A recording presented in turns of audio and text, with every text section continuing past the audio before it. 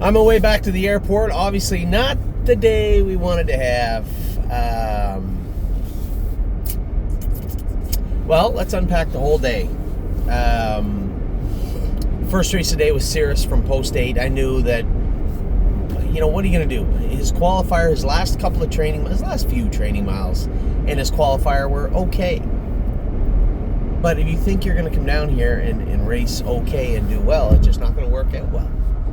I went out of there a little bit with him, looked left, realized that wasn't working, backpedaled into the 6-hole, and quite frankly, lost touch with him around the last turn. Now, we scoped all the horses, so I'll go one by one, and I'll include the scope with them. Cirrus scope clean. A little disappointed. They said he flips easy. That's, a lot of the babies. You talk about pimples. You're talking about that they displace. They flip easy. I mean, if we scope 10 babies in the last month, 8 of them, you hear the same thing from the vets. And I think with maturity and growth, strength, a lot of that goes away.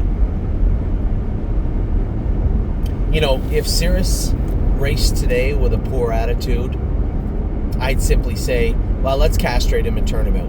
Or let's turn him out, same as I said yesterday about Deadline. And that may very well come. As I said to one of our partners yesterday, they messaged me, said, Anthony, I know you said to turn Deadline out, but, that horse could still be useful. Sure he could. And he can be as useful or more useful in October. Keep in mind, when we race these horses and then bring them back, if you won 2 or 3 races, now the fares are a little different, they wouldn't count. So in that regard, yes. But if we bring those horses back in October with a win or 2 or 3 on their card, it only gets harder from here on in, right? Sure, we could squeeze a little money out of Deadline and the fares. And much the same with Cirrus right now. But is that how we want to deal with the horses? If we were dealing with bad attitudes or just lameness or just a poor animal, well, this would be a different conversation. Cirrus, who looked mature his whole life, looks a little immature right now. Deadline, over on the right shaft a little bit, little bumpy coming off the car, a little bumpy in the last turn. Gonna say there's a few little aches and pains there. Nothing serious. But still, remember, we might race in a couple of the fairs in Kentucky, but this isn't fair country. Take a look at the program. Take a look at the money that was spent on the horses. Take a look at the people that train them, the people that drive them. You thinking that we're going to waltz into Kentucky and run rickshaw on the likes of Marcus Melander and, Jean-Pierre Dubois, and Nancy and Burke and everyone, every major trainer is here. And every major trainer has good horses, and every major trainer has mediocre horses, and they have some poor ones too. What is our best path forward with everybody? The good, the bad, the ugly. The ones that are bad can leave. But when I see a horse like Cirrus, who's got a good attitude, and has some talent, sure. It wasn't really on display today or recently, but has had some talent. I'm more apt to just give the horse a chance. And we can castrate him, but be remiss in saying there's nothing wrong with his attitude. The horse went out and did everything he could. Just wasn't enough. So of all the horses we've raced so far, he's the only one that has me thinking, what do we do next? As soon as I come off the track with Deadline, I was certain I knew what he needed. And many of the other ones also. With him, I don't know. Feels like a waste to race him again if he's just going to chase, but they do segregate all those classes now. Can he improve on whatever he trotted in today? I want to believe he can. And quite frankly, we haven't seen his blood work, so until we see that, which I got to be honest, I need you to brace for the fact that it might be okay. But we haven't seen it yet. So I guess I'll defer slightly until we see his blood work, which I don't think there's anything wrong with it. And then if that is confirmed, then we'll think about what we're going to do. We could race him once more. Can't take him to the fairs. Didn't pay him into the fairs. He was too good at the time.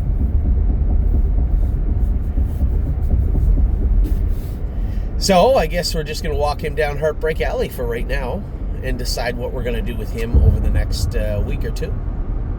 But if this is what he has to offer right now, I would say turn him out. Why not?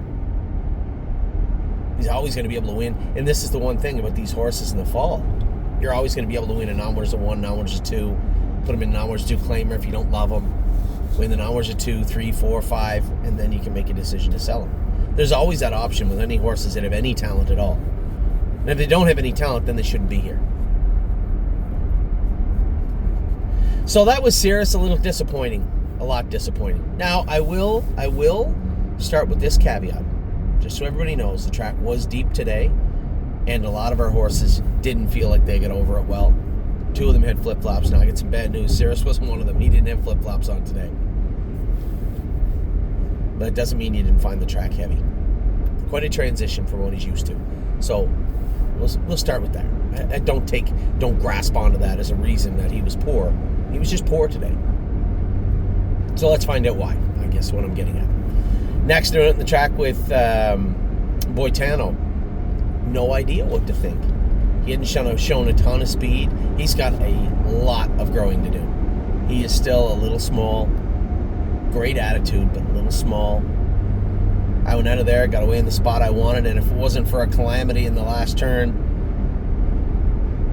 we would have been 6th probably. Instead, we were 4th. I'm gonna get gas here in a minute. Next exit, I guess. I think so. Did all he could. Scoped clean. Again, we'll draw his blood and see if there's anything there, but is there? I don't think so. Go back to the fairs. On the last 2 fairs, finish off the fair circuit, and then if we like what we see and he's growing up, he's getting faster, you'll be able to see if there's any speed by the time you get to Lexington. If there's something there, then we focus on Corbin. If there's nothing there, hit the field. There's nothing wrong with that. You got to understand, and I'm 49 now. When I was a kid, everything was today and tomorrow. A year from now really didn't register with me. But we are trying to build the best forms of each horse. And they may not be found right now. Remember, this time last year, Degas didn't have a lot of money made. She made most of her money throughout the latter part of the year, and obviously now, the earlier part of this year. We'll talk about her in a minute also. I'm going to get off here and see if we can get some gas. Still 5 minutes away. Elm Hill Pike. Yeah. I'm going to fill up the rental before I bring it back. I'm sure there's something here, isn't there? Gas? Yeah. Let's try right. Gas to the right. This looks familiar, vaguely familiar. So that was Boitano. I know with the filly, and I had somebody ask me yesterday, Anthony, if you know the filly's GGT's right, why are we racing her? It's a very fair and very valid question. My answer to that is simple. Some of those horses, they're a little flat, but they're still manageable with the GGT. Now I'm thinking to myself, 6-horse field, hit the wood, maybe you luck out, couple of breakers. She'll be weak, but still effective. And along the way, she'll get better and better and better, and then, bang, she'll be back going good. It sounds like a great story, doesn't it? As my dad said, I still like the one about the 3 little bears. Didn't work out that way. Not at all. So, very flat today. Again, she was one of the ones with the flip-flops on and worked very, very hard through that track surface to accomplish very little. So I said to Eric after, I said, that's on me. I can own it. That's on me. She doesn't race again until her blood work looks good and she feels good. And quite frankly, if that's Lexington or a little bit later, then so be it. Then that's exactly what's going to happen. There's nothing wrong with that at all. We got a good filly, and as I come off the track, I'm thinking to myself, probably shouldn't have raced her, eh? But that's racing. I'd said to Scotty had said to me after Boitano's race, he goes, well, I get stretched out a little bit. I said, you know what? They're not all going to be able to. And this is the feeling. But that's coming from a very meticulous driver like Scotty. And this is along the same lines as James. And I told him, if you're going to have your heart broken over one start like that, then you're never a good horse to begin with. The good ones forget and come back out swinging. And we'll talk about one of those in a minute. But Boitano just That's what he was today. What did he try? 2 minutes, 2-1? Go back to the fairs, do well, grow up, mature, look at his body. If you walk up to him and just look at him, you're like, oh, this horse got a lot of growing to do. Great attitude, ears up, did everything he could, finished fourth. You can't ask for much more than that. So go back to his strengths right now, which is the fair. With the filly, as I said, that was my fault. And as I said before, she'll bounce back. This filly, I think this GGT has been bouncing up and down all year. There's a couple of times where she trained, and I was like, geez, the filly just seems flat to me. Another week or two goes by, and she'll come back out and train good. Now, this GGT at 99 2 weeks ago, now down to 74. It's going in the right direction, but we still have 50 points to shave off there, and they're not going to come off very easily. This is not something you can race her next week and she'll be fine. It's going to take 2 or 3 weeks to get her back good. Eric has a plan. Dr. Roberts has a plan. This is not the first horse with a high GGT now. If I'm going to be honest, that 99 was higher than I've seen with most. I've only ever seen a couple get up into triple digits. One of them was Oso Pine, way back when. We'd actually turn him out for 3 weeks. He just couldn't function. And this filly, I'll tell you right now, has done everything she can do to race well. Ears up, attitude's good, trotting as good as she could. She just couldn't function today. And again, I'll take that. That's on me. But she'll bounce back. And we just got to get that GGT down. So Eric knows what he's doing. The only good thing is now, I never talked to him about this, but we can probably use some steroids on in the eye drops. Before, we could only use mild eye drops because there's stuff that tests in there, right? Now we can probably use something a little more steroids in it and control that, get that ulcer cleaned up. So although it doesn't affect her racing, it probably does affect her. Her white count was mildly high, and as Dr. Roberts said in his email the other day, likely comes from that eye. We can get that under control as we're getting her back going. But there's nothing we can do about it now. It is what it is. Now, we went out with Degas. There's another one with flip-flops on. You know, I was a little miffed. I knew as they left, I was hoping that Andy would sit up and park Peppy there that left out the it's not nice. The French gentleman that had left, I think he's from France, had left out with the horse. I knew it was a long shot, but I don't know him. I can't quarter pole on him because I don't know what he's going to do. Because if he sits up and parks me the 50-1 shot, I will explode after the race. But I could tell the way that Andy was angling out, he wanted a quarter pole, which I wish he had of. Because if Andy moves and I come, Andy cuts me loose. We're 1-2 anyway, and this guy's in the 3-hole. But Andy didn't even want to pop out of the 2-hole and try him because he didn't know what he'd do. So I said, well, if Andy don't want to try him, I definitely don't want to try him. I'm going to stay right here. I guess I'll take my chances first over. Now, the one thing is, Degas never been in that position before. She's not a rough and tumble filly. This is a filly that's always been close to the front or always covered up. She's always one of those horses that just find a good trip all the time. Now I'm in a position where you don't have to be a fortune teller to see what's about to happen. I'm going to get flushed first over. And it wasn't overly early. I was flushed over in a good spot, and she come with a full head of steam. But when she did, she got halfway around and kind of hung on me. She's never been there before. She always saves a little bit in the last turn, which in this case really hurt her, because if she had to come full bore down the backstretch, cleared the lead, and I put the bit in her mouth, let somebody angle up alongside of her, I believe she still would have got beat, but it would have been close. She raced good today, but again, showed some mucus and a little bit of blood after. But given the track, given the flip-flops, given the trip that she had, it's not that shocking. And again, same type of maybe scope that we saw with Jailbird Jog when she headed down to Kentucky. So again, Eric knows what he's doing. He's got a clear plan. He'll have a clear plan with Dr. Roberts. And I'm not really worried about that report. The way I drove her, the way the track was, her shoeing, everything involved. I think it is actually one of those 1 + 1 = 2 type situations. But I think it is actually treatable and fixable. And that's exactly what we're going to aim to do. So, kind of a crummy day. Not the day we wanted. Not the day we wanted at all. But at the same time, Boitano, back to the fairs, right? We can dream and hope. This is a horse that we sent down to the Kentucky Fairs in May. It's not like we sent him down to the Kentucky Fairs to learn as he got better, and then we're going to race him in the Breeders' Crown later. Sure, a little hopes and dreams came into play there. But at the same time, I think it's back to the fairs, back to AAA for Boitano for the time being. Listen, his horse made $9,500. He's going to race in at least 2 more fairs. If he does well, that's double that potentially, and then he races for $50,000 in the fair final. And it looked like he was one of the better ones at the time. As we get to Kentucky, we can get the flip-flops off of him probably. Let those hobbles out a hole or two.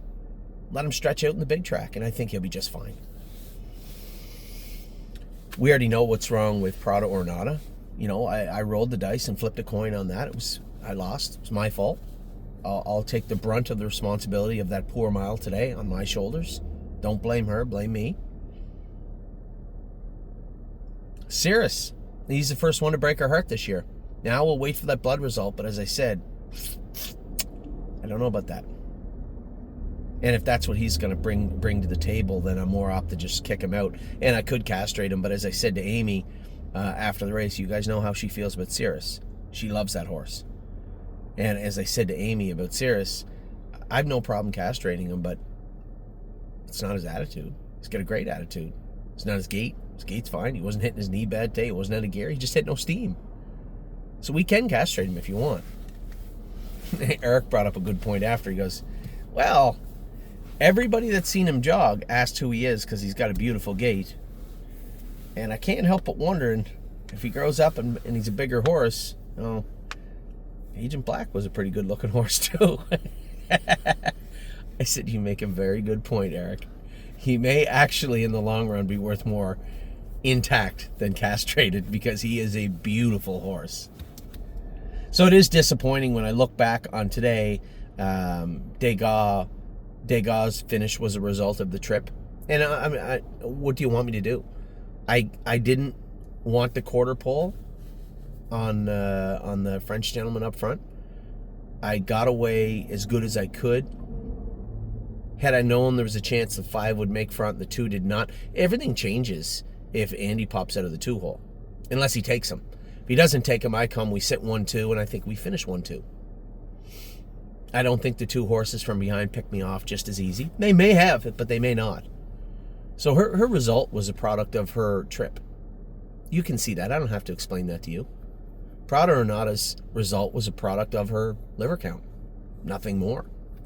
This affiliate qualified in 59 with a GGT of 99, by the way. That GGT was taken the day after she qualified. So make no mistake, Prado Ornata has talent. It's not hiding. Nothing happened to her.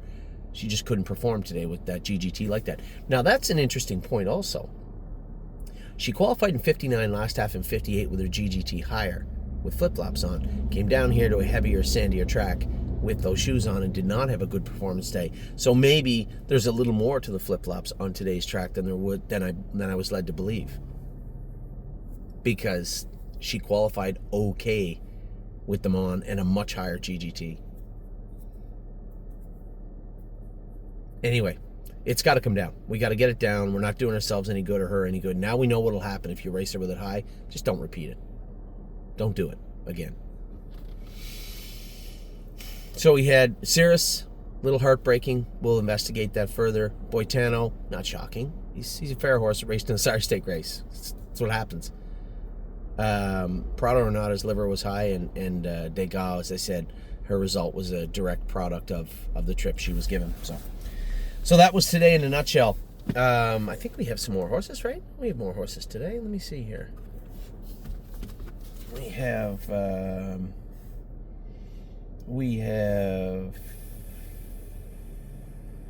we don't. That's it. Well, that's depressing.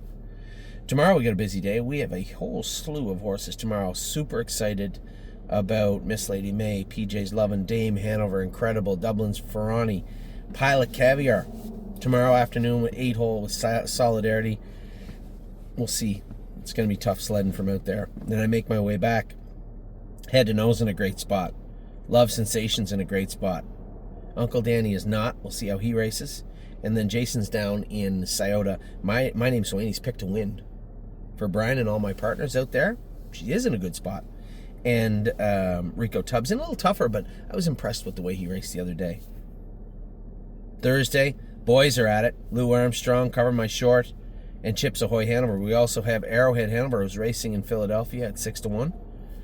Drebin is going to make his... there's Amy. I have to talk about Cirrus. Drebin will make his first start back at the Meadows. I don't know. We'll see how he races.